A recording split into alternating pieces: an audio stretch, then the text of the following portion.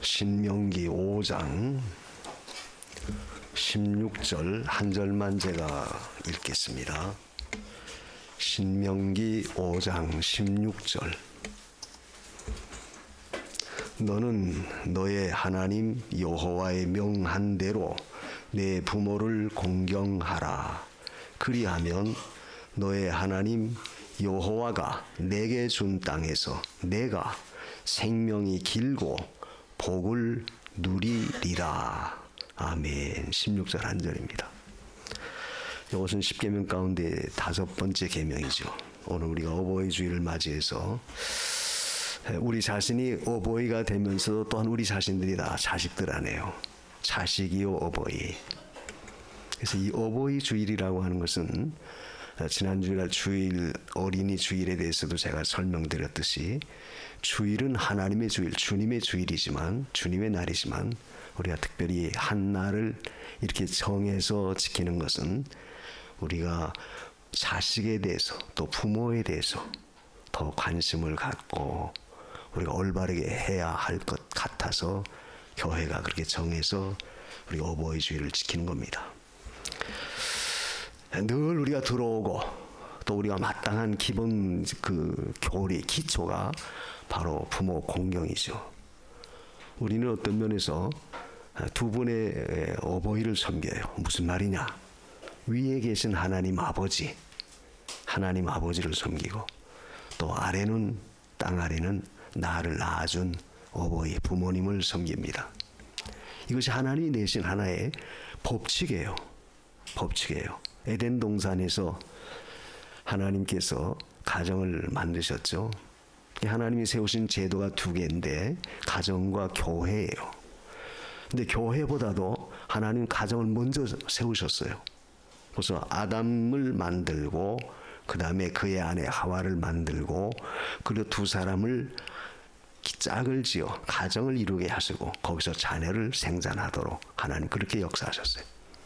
그 교회는 그 후에 나타나진 거죠.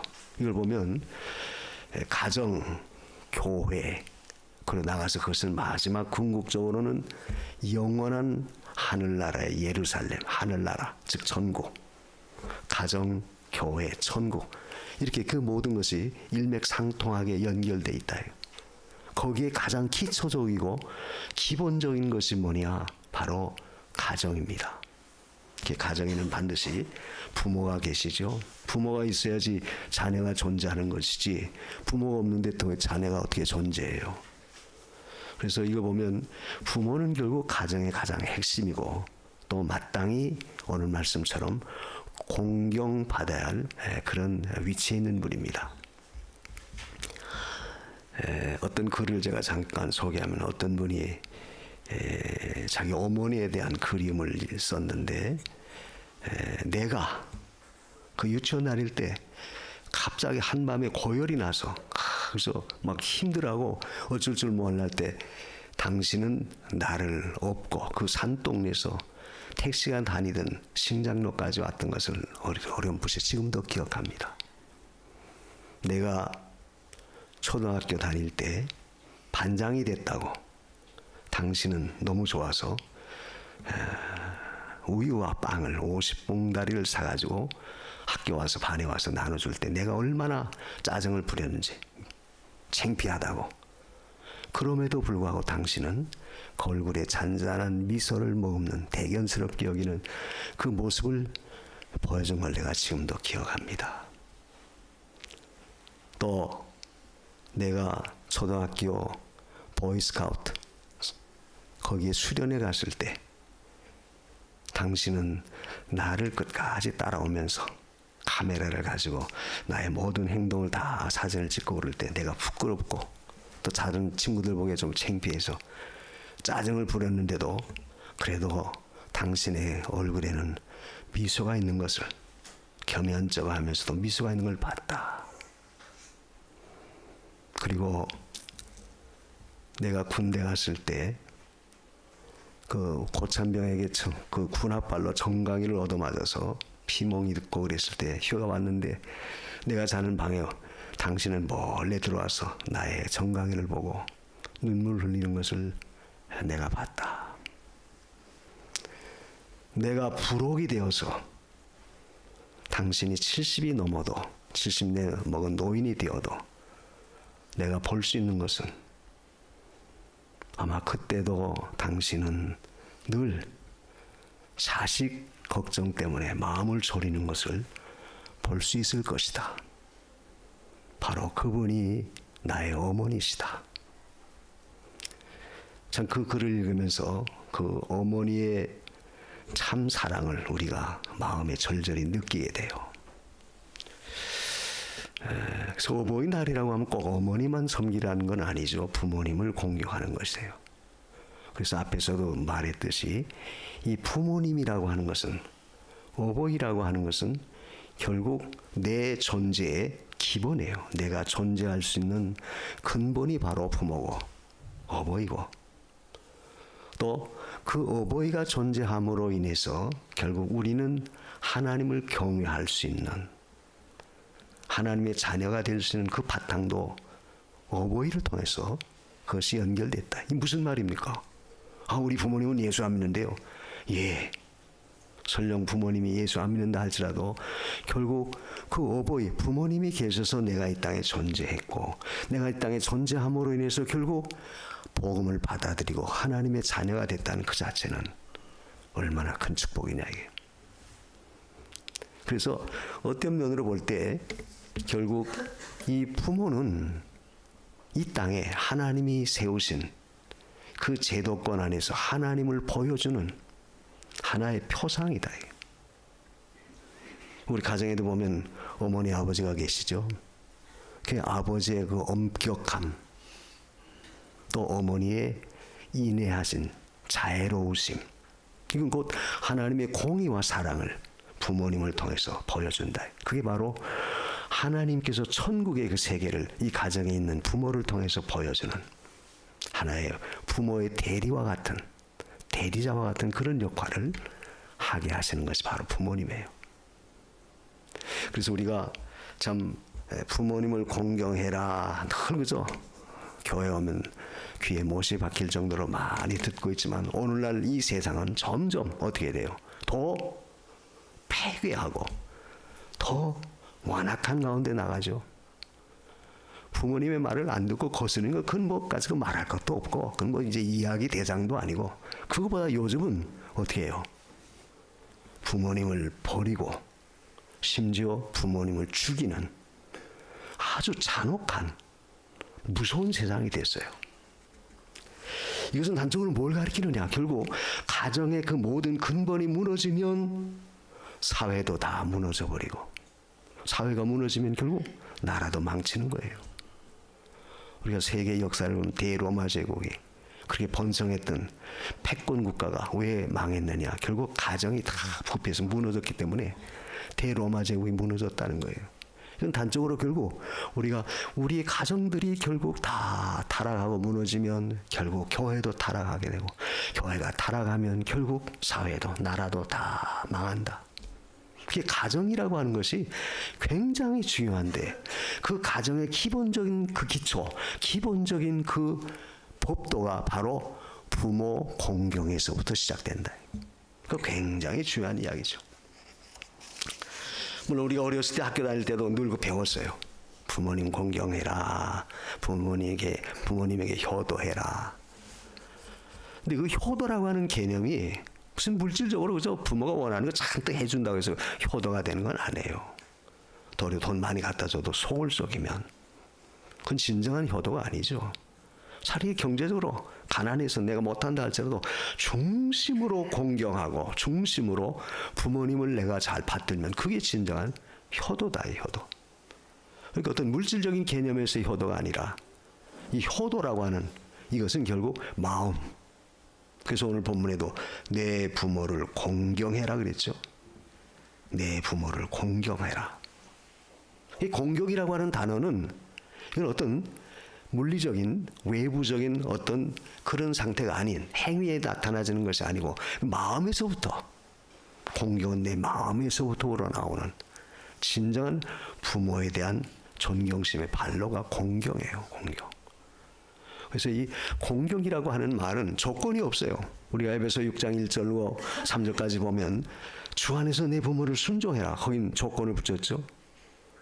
주 부모님을 순종할 때는 언제나 주님 안에서, 즉 말씀 안에, 믿음 안에서 해라. 믿음으로 해라. 그런데 공경은 그런 게 없어요. 무조건 부모를 공경해라. 오늘 본문에도 그러죠. 부모를 공경해라. 그러니까 공경은 조건이 없다. 순종은 조건이 붙어도 공경은 조건이 없어요.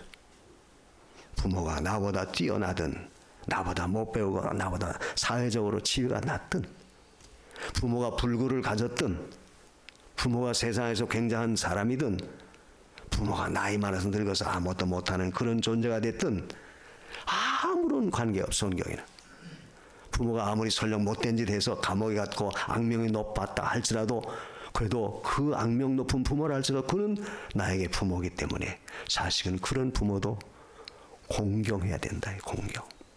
에이, 우리 부모님은 에이 못됐다. 에이, 무시해서는 안 된다는 거예요. 남은 내 부모에 대해서 무시할 수 있을지 몰라도 그 자식은 그래도 그 부모를 공경해야 돼요. 왜?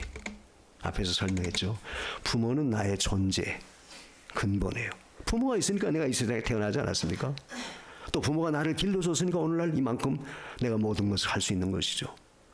지가 혼자 또 하늘에서 떨어져가지고 지가 사수성가해서 지가 출세하고 지사 성공하고 지가 뭐 명예 영광을 얻고 그렇습니까? 아니잖아요. 그렇기 때문에 공경에 관한 한 아무런 조건 없이 자식은 무조건 부모를 공경해야 돼요. 이것이 굉장히 중요해요.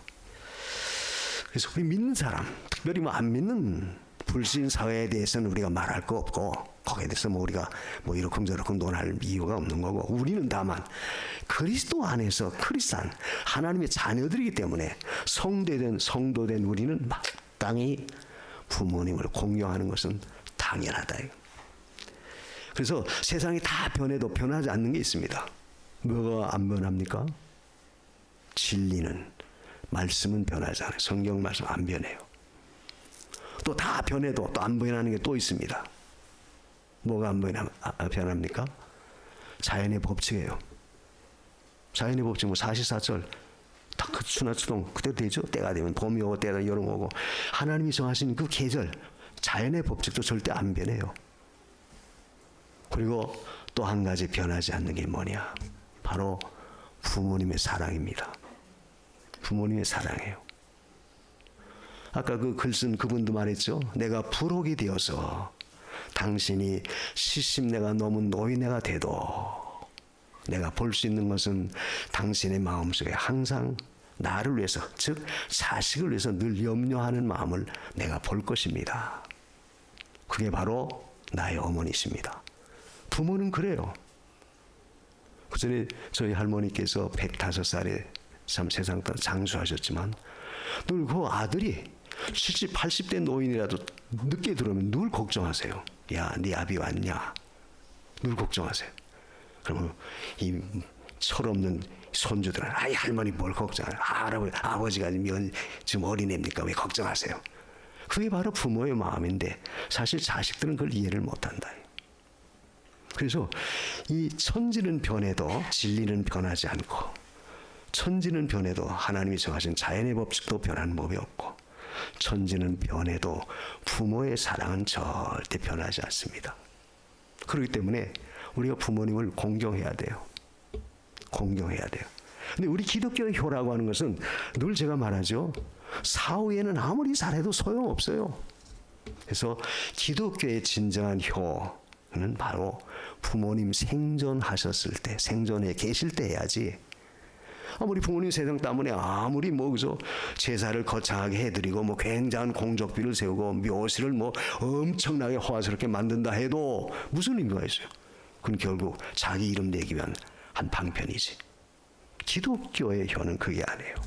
언제나 살아계셨을 때 부모님에게 효를 하는 것, 공경하는 것이 최고의 가치고, 또 오늘 성경 말씀도 바로 그거예요. 내 부모를 공경해라.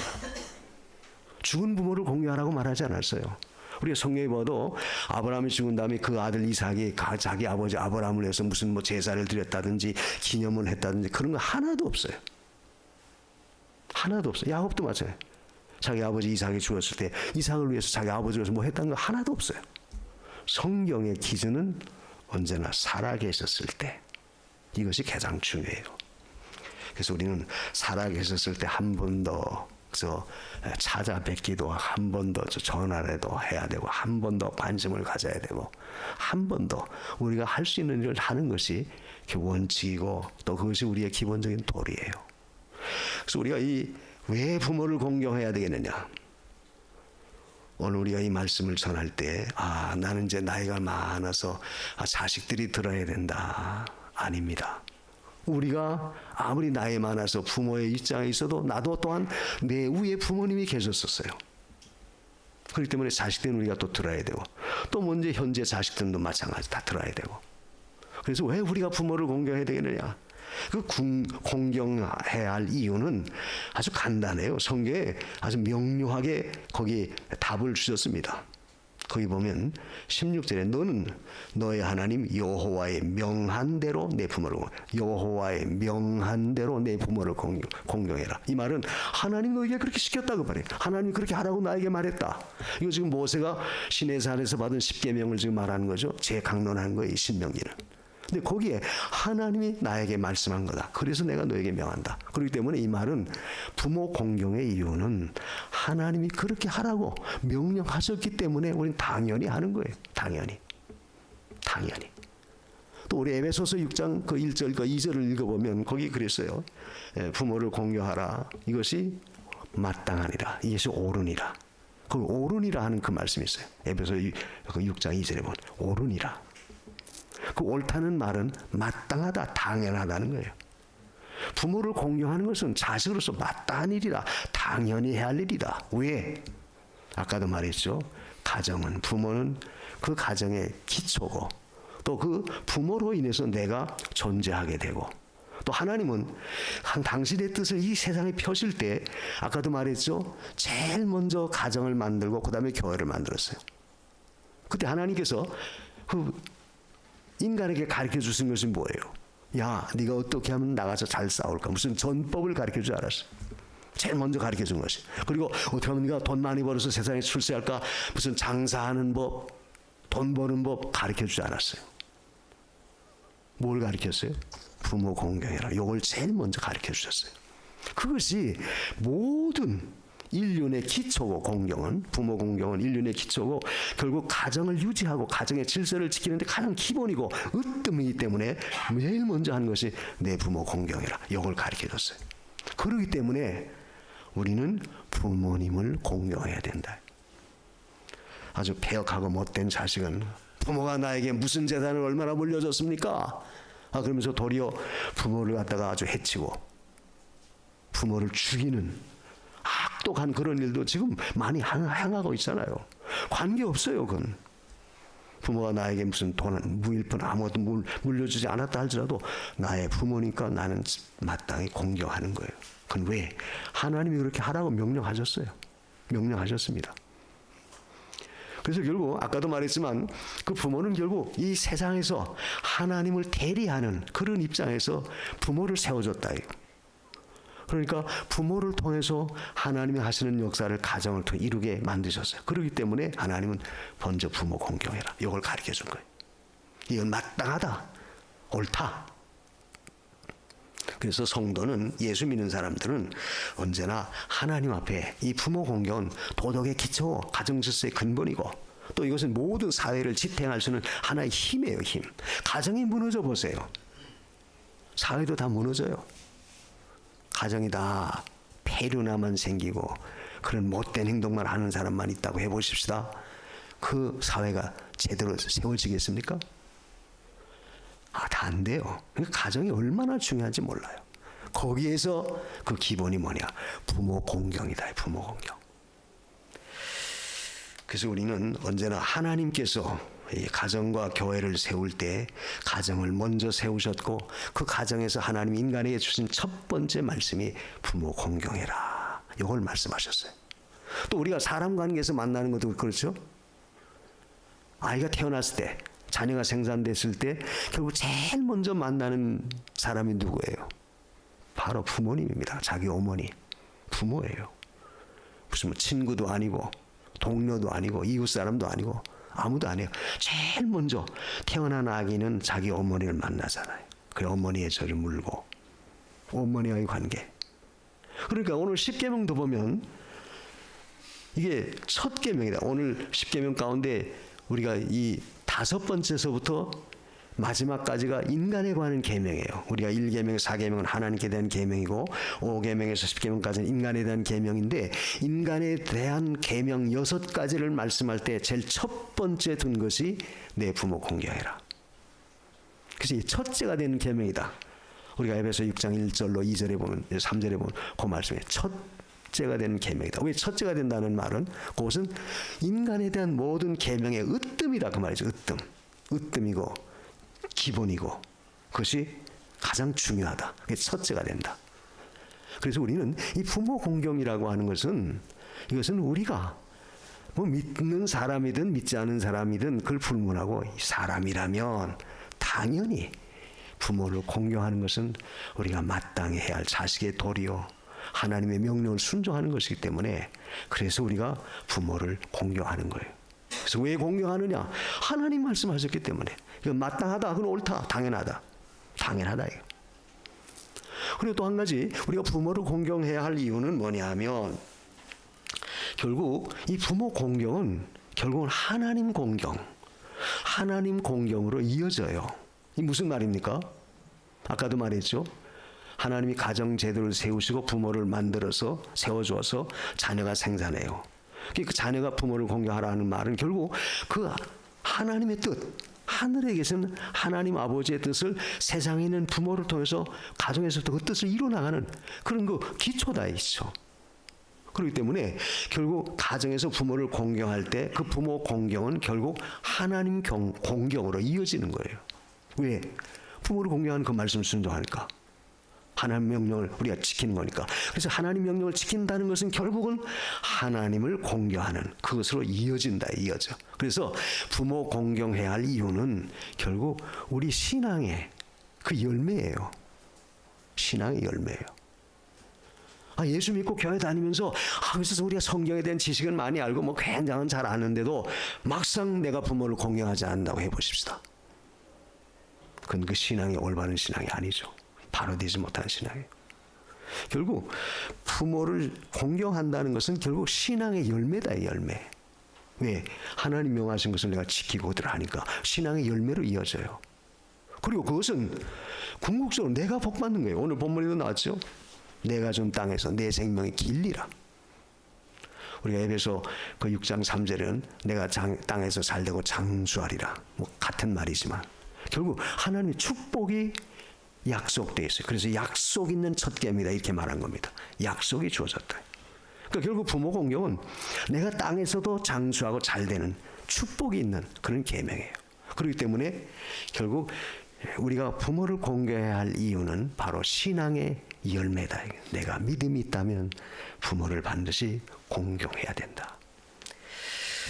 그래서 우리는 언제든지 이 부모 공경하라고 하는 것이 얼마나 중요하다는 걸 우리가 알아요. 요리문답에도 보면 요리문답 제65문 65문에는 그런 말씀이 있어요. 제5계명이 가르쳐주는 그 지시가 뭐냐. 그 5계명이 우리에게 가르쳐주는 것은 결국 각 사람에게 각 사람이 소속된 그 위치에서 자기 지위와 어떤 관계에 있든지 간에 내가 무슨 위치에 있든지 간에 그것은 평등과 그리고 그게 뭐라고 했냐면은 상하와 평등의 관계에서 윗사람을 공경하는 것이다.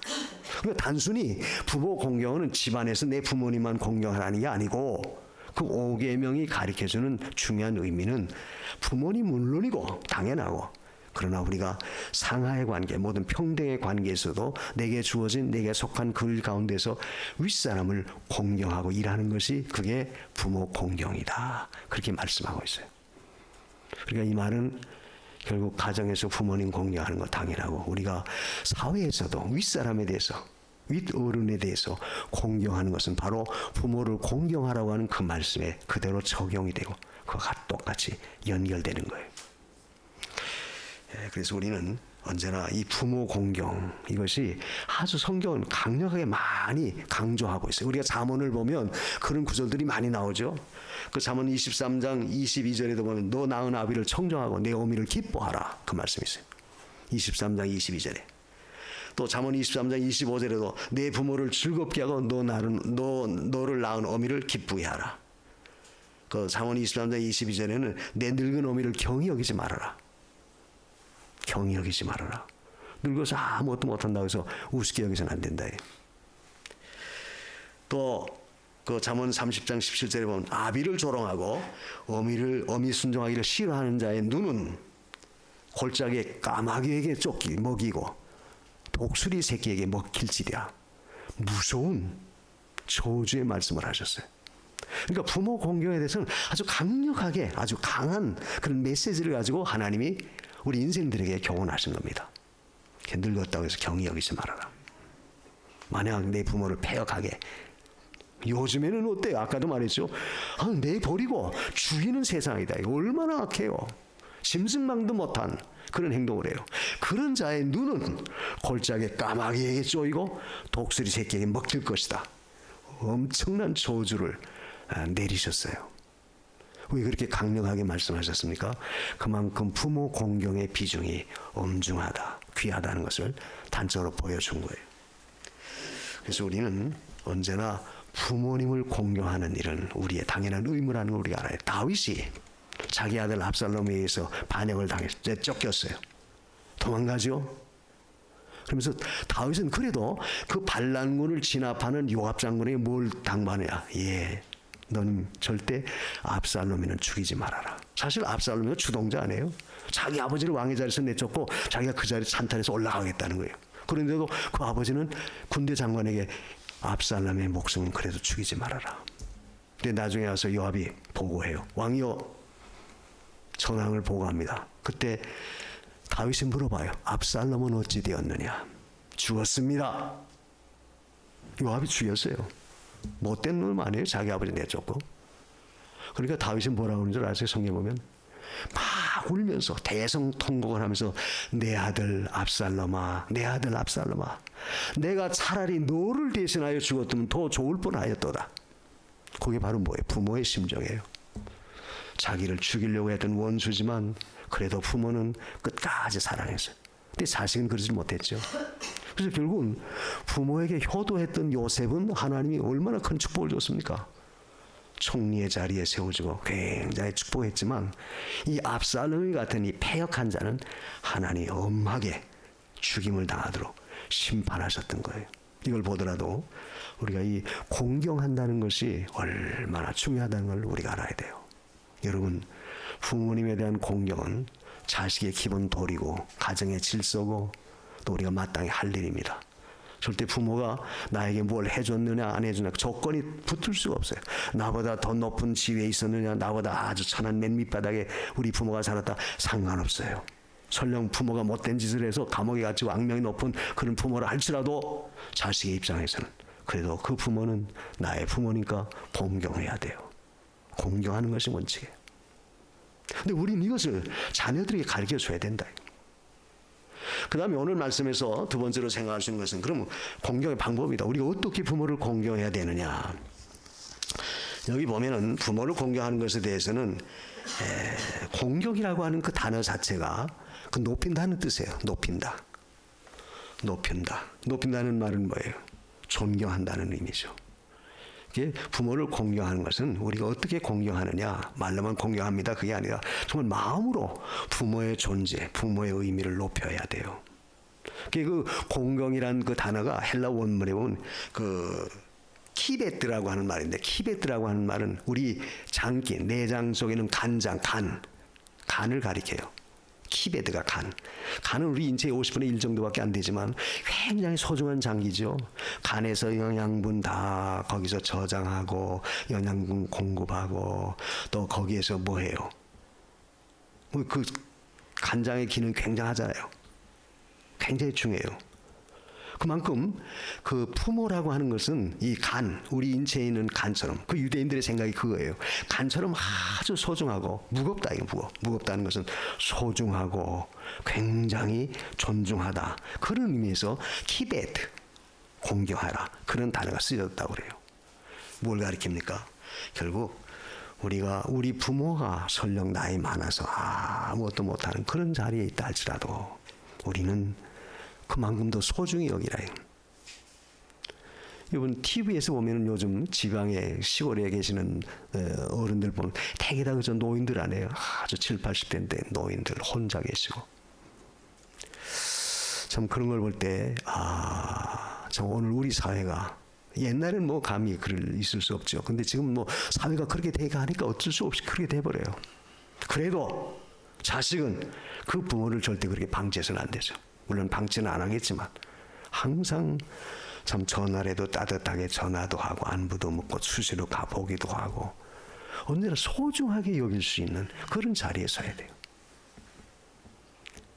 아침에 제 핸드폰으로 그 유튜브에 뭐가 올라왔어요. 오늘 어버이 주일이라 그러니까 제가 아는 목사님을 보냈어요. 아마 여러분도 받아주셨는지 모르겠어요. 그림인데 그 그림이 무슨 그림이냐면은 늙으신 할아버지, 그러니까 손자의 할아버지죠. 그러니까 그 어머니의 시아버지고 아침 밥을 먹는데 그 늙으신 할아버지는 저 뒷방에다 그래서 덜렁 빵 하나 갖다 줘요. 그 자기 자식 지금 학교 다니는 초등학교 다니는 그 아이는 앞에다 밤빵에다가 상에다가 고기를 해가지고 줘요. 야 이거 먹어라. 그래서 손자가 보는 거야. 엄마 저기 할아버지는 왜 빵만 드렸냐고. 할아버지는 나이가 너무 많아서 소화도 잘 안 되고 그래서 빵만 드린 거야. 너는 이거 고기 먹고 잘 자라라. 그러니까 그 손자가 하는 말이 엄마 앞으로 내가 커서 내가 엄마에 대해서 나도 그렇게 해야 되겠네. 그러니까 이 엄마가 깜짝 놀래요. 화들짝 놀라면서 무슨 소리냐. 왜 엄마가 그렇게 하는 걸 보니까 나도 엄마 나중에 나이 먹어서 다 늙어지면 소화도 못하고 아무것도 못할 거니까 그렇게 해줘야 되지 않냐 이게. 그러면서 그 말이 뭐냐. 부모는 아이들의 거울이다. 그대로 보고 배운다는 거예요. 그래서 우리는 이 부모 공경이라고 하는 것은 결국 키베드, 간과 같은 내 인체에 있는 간, 아주 소중하고 무겁게 존중하는 그런 자세로 우리가 받아들여야 돼요. 아무리 늙어서 아무것도 못하고 그죠.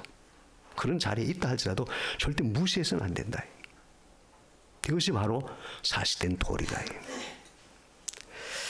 그래서 우리는 언제나 부모님을 잘 공경하는 그런 환경, 그런 분위기, 그런 자세를 만들어줘야 돼. 우리가 레위기 19장 그 13절에 보면 19장 3절에 보면 그건 경외하라고 하는 말이 쓰여져. 내 부모를 경외하라.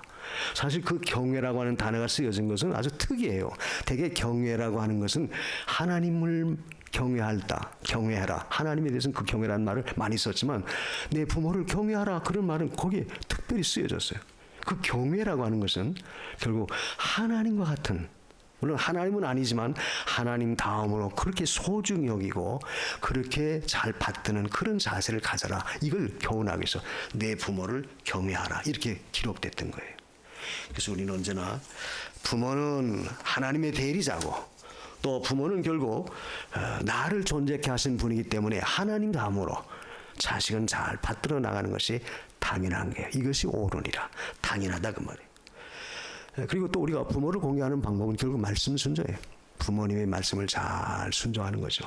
그 무겁게 받아들이라고 하는 것은 부모의 존재나 그 위치를 존엄하게 그렇게 무겁게 받아들이라는 뜻도 있지만 그 부모의 그 교훈, 부모의 말씀도 그렇게 무겁게 받아들일 수 있도록 그렇게 해야 된다. 에이, 그것도 뭐 이게 지금 세대가 어떤데 세대 차이가 나는데 아버지 할머니 가만히 계세요. 절대 부모가 무슨 말 했다고 그렇게 욱박지르지 말라. 설령 맞지 않아도 설령 그 모든 것이 동떨어진 그런 말이라 할지라도 부모는 결국 오랜 경륜 살아오면서 인생 철학에서 가지고 있는 그 교훈을 해주는 거기 때문에 그걸 절대 무시해서는 안 돼요. 받아들이면 절대 손해낼 것이 없어요. 그리고 부모가 자식에게 말할 때는 안 되게 좋지 못한 것을 말합니까? 아니죠. 부모는 반드시 어떻게 하면 자식이 더 잘 될까, 더 유익하게 하기 위해서 그래서 말해주는 것이지 안 되게 하기 위해서 말해주는 부모는 하나도 없어요. 그렇기 때문에 그 모든 것을 잘 무겁게 받아들이라. 그 요한 웨슬레, 감리교 장시자 요한 웨슬레 어머니 요한나, 그러면 자녀가 한 20명 가까이 됐다고 그래요. 굉장히 많아요. 근데 그 요한나는 자녀들을 기를 때 아주 어렸을 때부터 자녀들의 버릇을 아예 완전히 고쳐놓아라, 그렇게 교훈했다고 그래요. 그러니까 부모가 자식을 기를 때 어렸을 때부터 그 못된 버릇은 완전히 고쳐놔야지 내버려둬서는 안 된다는 거예요.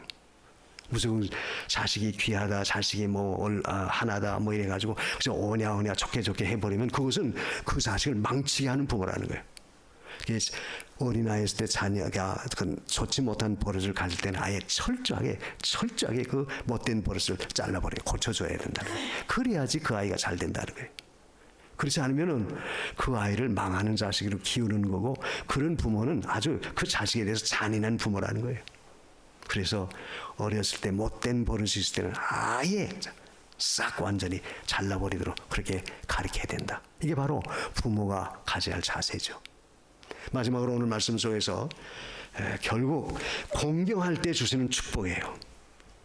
왜 우리가 공경해야 되겠느냐? 하나님 명령입니다. 마땅한 옳은 겁니다. 그건 또 신앙의 열매예요. 그리고 두 번째 방법은 아까 말한 순종하는 거예요. 잘 받들어 순종하는 거예요. 그러면 그렇게 하면 하나님이 준 축복이 뭐냐? 오늘 본문에도 그랬죠. 내가 너에게 준 땅에서 내 생명이 길고 복을 누린다. 생명이 길고 복을 누릴 것이다. 생명이 긴다는 것은 단순한 장수, 오래 사는 것만을 가리키는 건 아니에요. 물론 그것도 장수하죠. 그것은 바로 실패가 없이 형통하게 해주겠다는 거예요. 부모 공경하는 자에게 주신 축복은 형통의 복을 주세요. 자녀의 복, 후손의 복, 물질의 복, 또 모든 면에 하나님 반드시 복 주겠다는 거예요. 그래서 우리는 언제나 부모의 권위, 또 부모의 권세, 부모의 그 위치 절대 우리가 가볍게 취급해서는 안 되고, 우리가 아주 간처럼, 내 인체에 있는 간처럼 소중하고 귀중히 여기고, 그가 말씀하시는 교훈도 잘 받들어서 우리가 순종하면 반드시 하나님은 그 자식을 잘 되게 하시지 안 되게 하는 법이 없어요. 왜? 오늘 분명히 하나님의 약속이다. 이거. 내가 당해서 잘 되고 장수하리라. 그래서 우리가 두 가지 의무예요. 부모 공경해 주시는 그 의무는 부모를 순종하는 것이고, 그 다음에 그 부모에게 순종하라고 명령하신 하나님의 말씀을 순종하는 거죠. 즉 부모 공경은 곧 하나님 공경으로 우리가 늘 이어져야 된다는 사실이에요. 그래야만이 그것이 온전한 사세입니다. 그래서 여러분이 복받기 원한다면 그래서 부모 공경하면 돼요. 부모에게 자식으로서의 효를 잘 행하면 그건 바로 자녀들이 잘 되는 축복이 반드시 있습니다. 그래서 타락한 민족이나 타락한 어떤 나라를 보면 대개는 이 가정의 제도가 무너진 거예요. 가정이 다 타락해가지고 다 피폐화되니까 결국 사회도 다 타락되고 사회도 피폐화돼. 그 나라도 제대로 되지 않는다. 그런 원칙에서 본다면 오늘 우리는 기본적인 기초적인 요소가 뭐냐? 바로 부모님 공경. 그것이 결국 하나님 공경으로 이어져 나가는 것이죠. 아무리 경제가 발달하고 돈 많이 벌고 문화가 발달, 지식이 발달하고 요즘 AI 시대다 해서 굉장한 최첨단의 길을 걸어간다 할지라도 하나님이 명하신 이 기본은 절대 우리가 바꿀 수 없어요. 변할 수도 없습니다. 끝까지 이건 계속해서 이 진리는, 이 도리는 우리가 이어져 가야 돼요. 이어져 갈 때 결국 그것이 나도 잘 되고 내 후손, 내 자손도 잘 되는 비결임을 우리는 분명히 깨달아야 됩니다. 그러므로 오늘 말씀 속에서 가정이라고 하는 것은 결국 내 인생의 출발점이죠. 거기에 가장 중요한 요소가 부모님이에요. 그래서 우리는 부모님을 잘 공경하는 자식된 도리를 다해야 되고, 또 부모는 또 자식에 대해서 올바르게 양육해야 할 책임이 있죠. 올바르게 자녀들을 잘 양육해야 돼요. 그래서 우리의 가정들이 하나님이 약속하신 축복에 견고히 설 수 있도록 우리가 더욱 부모 공경하는 저와 여러분 되시기를 주님의 이름으로 축원합니다. 기도하십시다. 기독교의 효라고 하는 것은 언제나 말씀을 통해서 우리가 지키는 거예요. 공경하라 하면 공경해야 되죠. 하나님, 부모님을 공경할 수 있는 믿음을 주세요. 우리 다 같이 말씀 붙들고 기도하십시다. 고마우신 우리 하나님 감사합니다. 오늘도 말씀하셔서 은혜 주심을 감사합니다. 생활 속